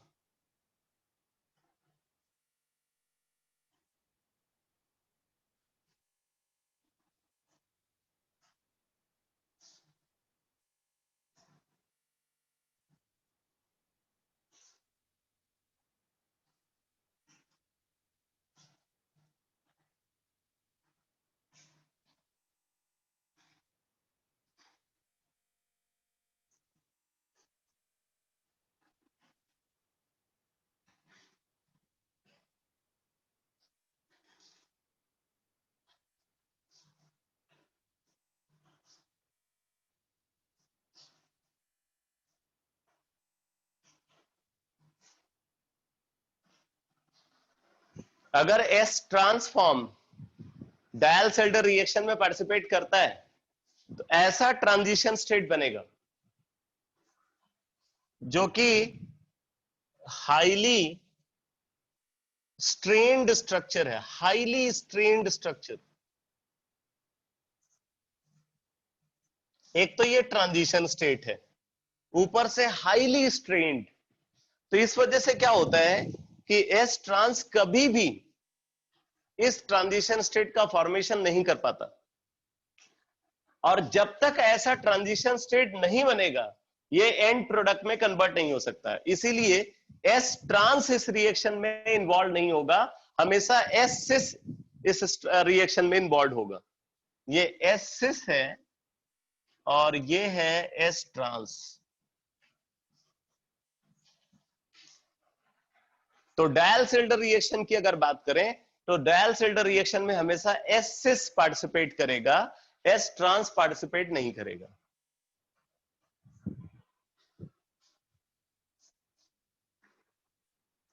ये बात समझ में आई? एस ट्रांस क्यों नहीं पार्टिसिपेट करेगा? डायल्सेल्डर रिएक्शन में एस ट्रांस क्यों नहीं पार्टिसिपेट करेगा? एक्सप्लेनेशन समझ में आ रहा है?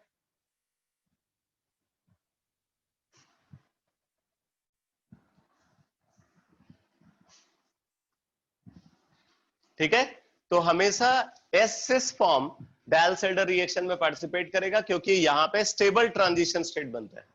एस ट्रांस के केस में हाईली स्ट्रेन्ड ट्रांजिशन स्टेट बनता है जो कि बहुत ही ज्यादा अनस्टेबल है, इसलिए ये कभी इस ट्रांजिशन स्टेट का फॉर्मेशन नहीं कर पाता और रिएक्शन में पार्टिसिपेट नहीं कर पाता। अब देखो यहाँ पे प्रॉब्लम क्या है। प्रॉब्लम ये है कि जो ज्यादा स्टेबल है वो तो रिएक्शन में पार्टिसिपेट नहीं करता, जो कम स्टेबल है वो पार्टिसिपेट करता है। तो हमें अगर डायल्सेल्डर रिएक्शन को परफॉर्म करना है तो इस इक्विलिब्रियम में, ये जो इक्विलिब्रियम मिक्सचर है उसमें इसका अमाउंट को मैक्सिमाइज करना पड़ेगा। ये जो एस सिस है उसका अमाउंट को मैक्सिमाइज करना पड़ेगा। अब देखो ये रिएक्शन फॉरवर्ड डायरेक्शन में एक्सोथर्मिक है, जबकि हमें इक्विलिब्रियम को बैकवर्ड ले जाना है। इक्विलिब्रियम को किधर ले जाना है? बैकवर्ड ले जाना है, एंडोथर्मिक डायरेक्शन में मूव कराना है। इसीलिए हम हाई टेम्परेचर यूज करते हैं। तो आप नोट कर लो, at high temperature, at high temperature, at high temperature in the equilibrium mixture, at high temperature in the equilibrium mixture of S cis and S trans, at high temperature in the equilibrium mixture of S cis and S trans,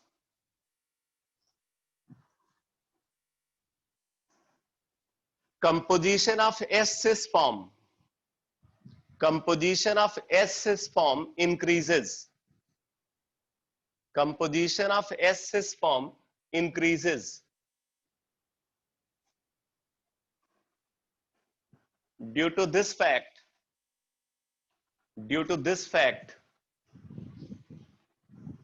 Diels-Alder reaction, due to this fact Diels-Alder reaction is favorable at high temperature. Diels-Alder reaction is favorable at high temperature. अच्छा, एक और important बात मैं आपको इसी के साथ बता देता हूं। आप एक चीज देखोगे आगे, जो ये कंजुगेटेड डाइइन होते हैं, कंजुगेटेड डाइइन में दो टाइप के प्रोडक्ट बनते हैं जब एडिशन होता है।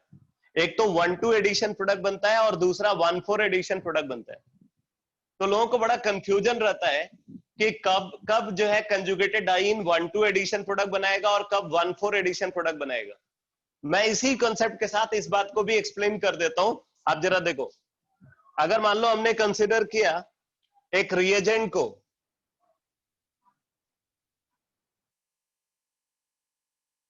मान लो हमने एक रिएजेंट को कंसीडर किया along with कंजुगेटेड डाइइन। जब कंजुगेटेड डाइइन का अरेंजमेंट एस सिस है तो क्या होगा? क्या बेटा देखो, एक ट्रांजिशन स्टेट बनेगा अगर एस सिस फॉर्म, अगर एस सिस फॉर्म वाला कंजुगेटेड डाइईन होगा तो ऐसा ट्रांजिशन स्टेट बन जाएगा, और फिर उसके बाद ये ट्रांजिशन स्टेट इस प्रोडक्ट में कन्वर्ट हो जाएगा। ये ट्रांजिशन स्टेट इस प्रोडक्ट में कन्वर्ट हो जाएगा, और ये है 1,4 एडिशन प्रोडक्ट।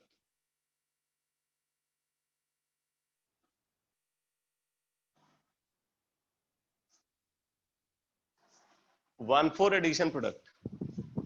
अगर हमने एस ट्रांस को कंसिडर किया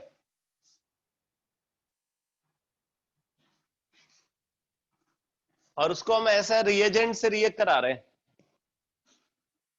तब क्या होगा बेटा?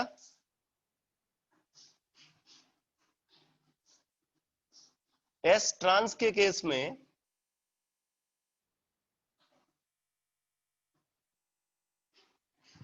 ऐसा ट्रांजिशन स्टेट बनेगा, ये ट्रांजिशन स्टेट बनेगा जो कि हाईली अनस्टेबल है, इसलिए एस ट्रांस ऐसा ट्रांजिशन स्टेट फॉर्म नहीं कर पाता, और इसीलिए ये कभी 1,4 एडिशन प्रोडक्ट का फॉर्मेशन नहीं कर सकता। तो एस ट्रांस किसी भी इलेक्ट्रोफिलिक रिएजेंट से रिएक्ट करके 1,4 एडिशन प्रोडक्ट नहीं बनाएगा, वो हमेशा 1,2 एडिशन प्रोडक्ट बनाता है। जबकि अगर एस सिस है तो एस सिस इलेक्ट्रोफिलिक रिएजेंट से रिएक्ट करके हमेशा 1,4 एडिशन प्रोडक्ट का फॉर्मेशन करता है। तो आप इस बात को कंक्लूजन में लिख लो, बहुत इंपॉर्टेंट पॉइंट है, लिख लो। During electrophilic addition on conjugated diene, during electrophilic addition on conjugated diene,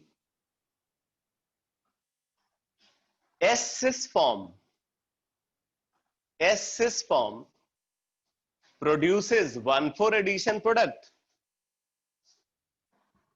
whereas S transform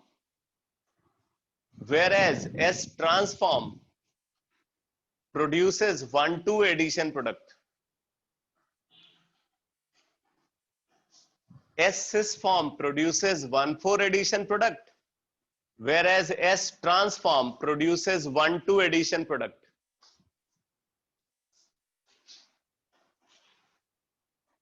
अब देखो, इसका मतलब एक और बात आप समझ सकते हो, अगर रिएक्शन हाई टेम्परेचर पे होगी तो ये वाला अमाउंट, ये वाला फॉर्म ज्यादा अमाउंट में होगा, तो 1,4 एडिशन प्रोडक्ट डोमिनेट करेगा।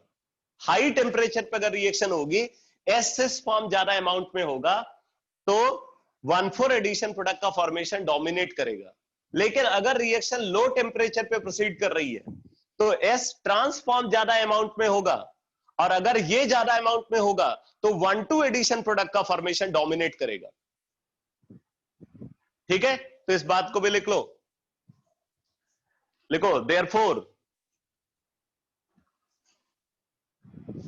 therefore at high temperature conjugated diene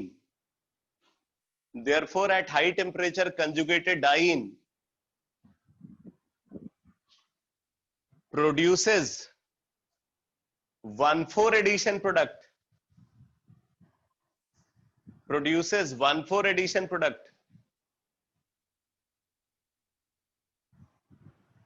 whereas at low temperature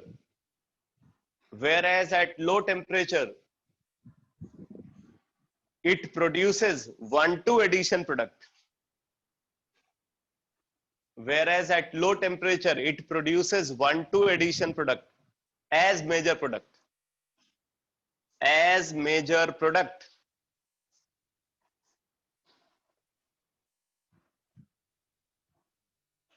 अब बेटा मुझे बताओ, ये पॉइंट समझ में आया आपको?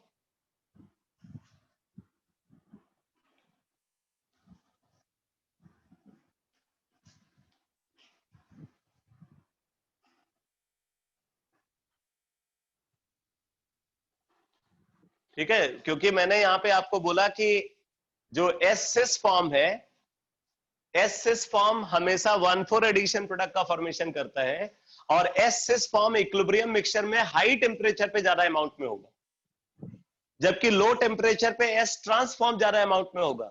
और एस ट्रांसफॉर्म हमेशा 1,2 एडिशन प्रोडक्ट बनाता है, तो इसलिए लो टेम्परेचर पे 1,2 एडिशन प्रोडक्ट का फॉर्मेशन डोमिनेट करेगा और हाई टेम्परेचर पे 1,4 एडिशन प्रोडक्ट का फॉर्मेशन डोमिनेट करेगा।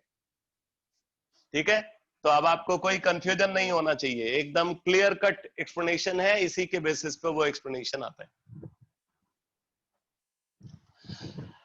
अब डायल्स-एडर रिएक्शन की कैरेक्टरिस्टिक में 2 पॉइंट और लिख लो जो कि बहुत इंपॉर्टेंट है, लिखो। डायल्स-एडर रिएक्शन की कैरेक्टरिस्टिक में अगला पॉइंट लिखो, लिखो Diels Alder reaction is completely stereospecific. Diels Alder reaction is completely stereospecific because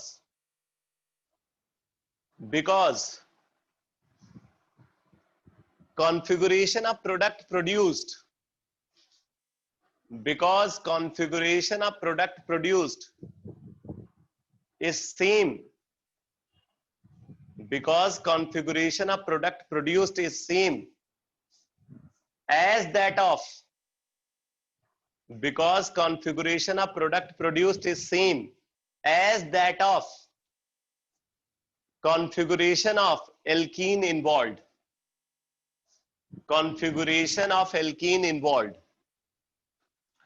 तो अब जैसे देखो बेटा, अगर हमने यहां पे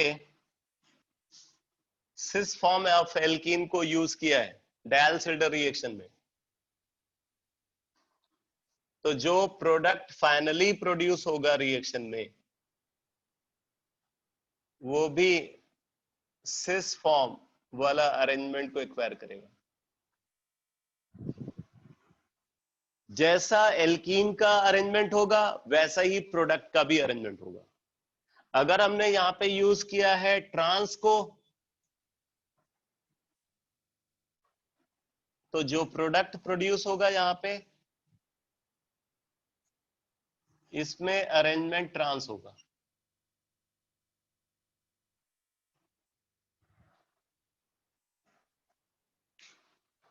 अगर सिस फॉर्म है तो इधर सिस फॉर्म प्रोडक्ट का बनेगा, अगर ट्रांसफॉर्म है तो इधर ट्रांसफॉर्म प्रोडक्ट का बनेगा।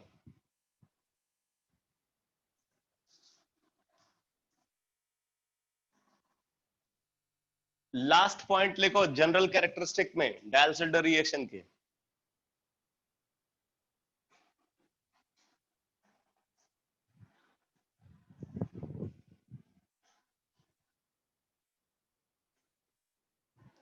लिखो इन ओल्ड टर्म्स, ये ओल्ड कॉन्सेप्ट है, in old terms,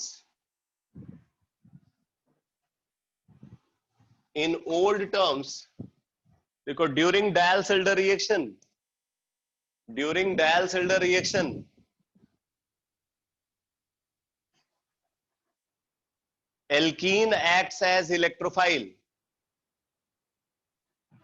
alkene acts as electrophile, whereas diene acts as nucleophile,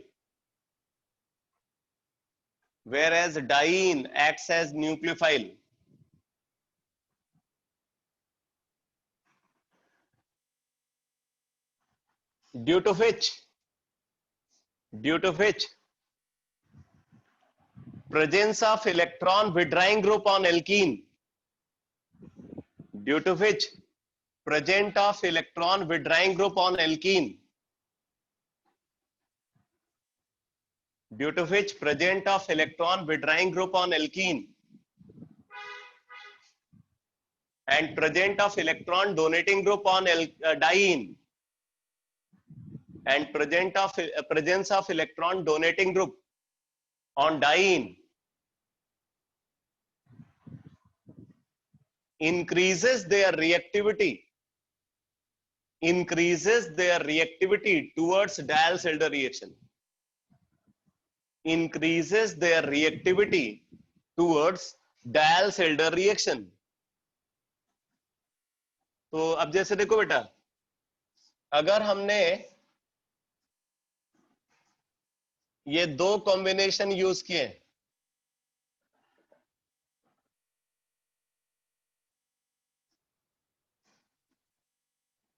एक कॉम्बिनेशन ये कंसिडर किया है डायल्सिल्डर रिएक्शन के लिए, और दूसरा कॉम्बिनेशन हम ये यूज कर रहे हैं। अब आपसे अगर पूछा जाए कि which is more reactive, which combination is more reactive towards Diels Alder reaction, 1 और 2 में कौन सा कॉम्बिनेशन ज्यादा रिएक्टिव है टुवर्ड्स डायल्सिल्डर रिएक्शन, क्या बोलोगे? Which combination is more reactive towards Diels-Alder reaction between 1 and 2?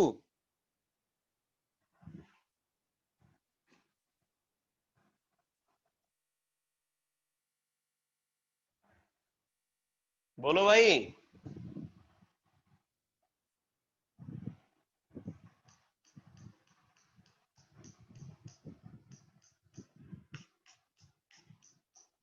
हाँ, सही आंसर है। Combination 1 is more reactive than that of combination 2। क्यों? क्योंकि मैंने बोला डाइईन का बिहेवियर न्यूक्लियोफिलिक और एल्कीन का बिहेवियर इलेक्ट्रोफिलिक होता है। तो अगर इसका बिहेवियर इलेक्ट्रोफिलिक है तो यहाँ पे इलेक्ट्रॉन विड्राइंग ग्रुप इसकी रिएक्टिविटी को बढ़ा रहा होगा, इसको और अच्छा इलेक्ट्रोफाइल बनाएगा इलेक्ट्रॉन विड्राइंग ग्रुप। और क्योंकि ये न्यूक्लियोफिलिक है तो इलेक्ट्रॉन डोनेटिंग ग्रुप इसको और अच्छा न्यूक्लियोफाइल बनाएगा। तो combination 1 is more reactive than that of combination 2 towards Diels-Alder reaction, ये आप यहां पे बोल सकते हो। बाकी अगर प्रोडक्ट की बात करें तो प्रोडक्ट क्या बनेगा भाई? तो एक 6 मेंबर रिंग बन जाएगी।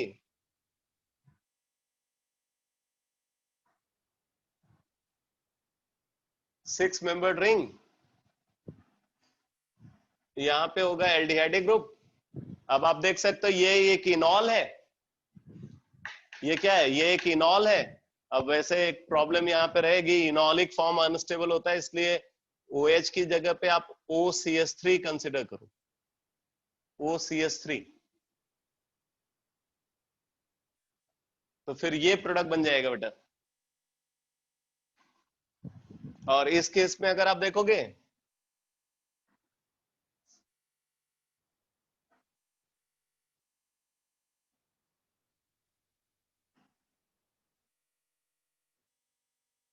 तो ये प्रोडक्ट बन जाएगा, जिसमें ये ज्यादा रिएक्टिव है इसके कंपेयर में। Combination 1 is more reactive than that of combination 2। अब ये सब फैक्ट्स हैं जो डायल्सिल्डर रिएक्शन में हमें दिमाग में रखने होते हैं। अब मैं आपको दो एग्जांपल बता देता हूं जिसमें बेंजाइन इन्वॉल्व है। आप जरा समझो। मैंने बताया डाइईन का बिहेवियर यहाँ पे कैसा है? न्यूक्लियोफिलिक। और बेंजाइन के बारे में मैंने क्या बताया था कि बेंजाइन हमेशा इलेक्ट्रोफिलिक होता है। बेंजाइन हमेशा न्यूट्रल इलेक्ट्रोफाइल की तरह बिहेव करता है, और डाइईन का बिहेवियर यहाँ पे कैसा है? न्यूक्लियोफिलिक।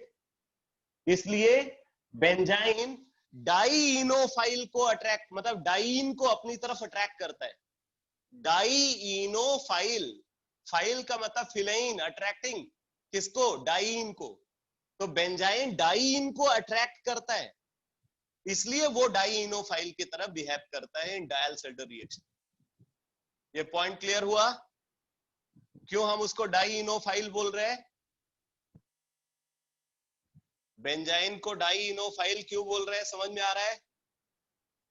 क्योंकि वो इलेक्ट्रोफाइल है, इसलिए डाइईन को अपनी तरफ अट्रैक्ट करेगा जो कि न्यूक्लियोफाइल है।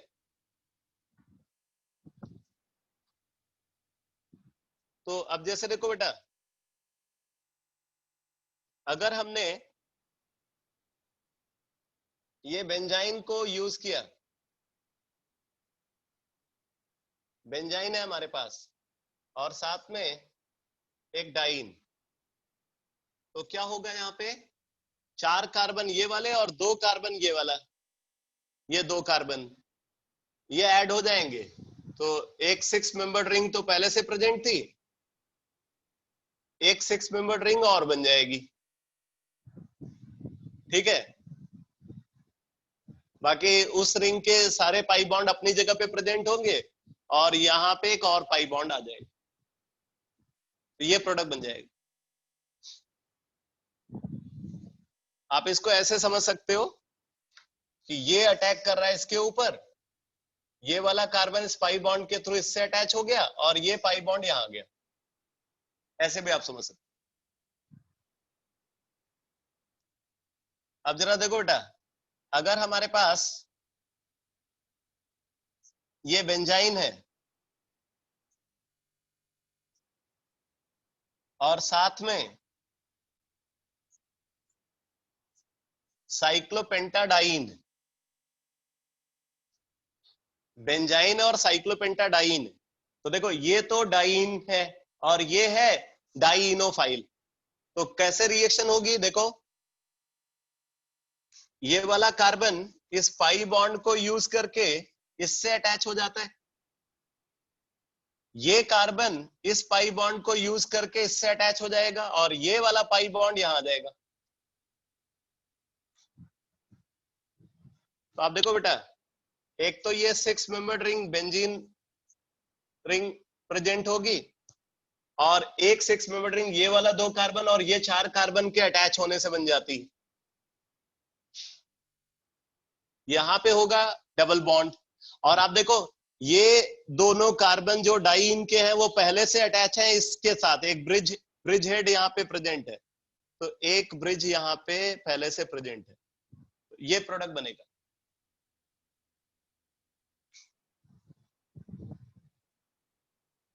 अगर हम यहाँ पे कंसीडर करते हैं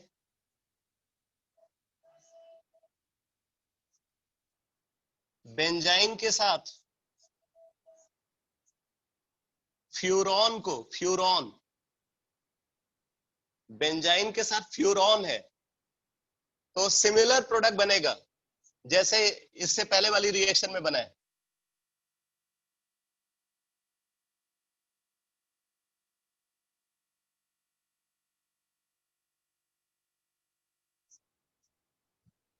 ये प्रोडक्ट बन जाएगा।